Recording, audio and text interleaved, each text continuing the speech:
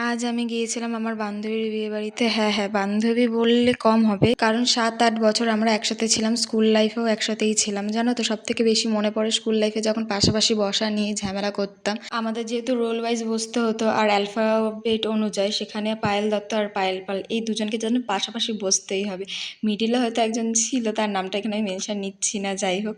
তখন ওই ছোটো ছোটো ঝামেলা নিয়ে কতদিন না বন্ধুদের সাথে কথা বলা বন্ধ হয়ে যেত। সেই সময় না একটা ম্যাম আমাদের বলেছিল যে আজকে কথা বলছিস না, কিছুদিন পর হয়তো রাস্তায় দেখা হবে, কথা বলার মতন সময় পাবি না, শুধু হ্যাঁতে হ্যাঁ আর নাতে না করেই চলে যেতে হবে, মুখ শুধু দেখা হবে।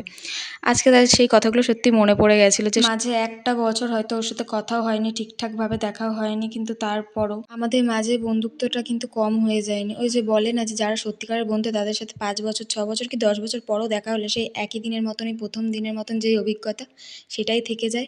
একদমই তাই। আর তোমরাও তো দুজনকে আশীর্বাদ করো। চলো আজকের মতন টাটা, দেখা হচ্ছে নেক্সট মিনি ব্লগে।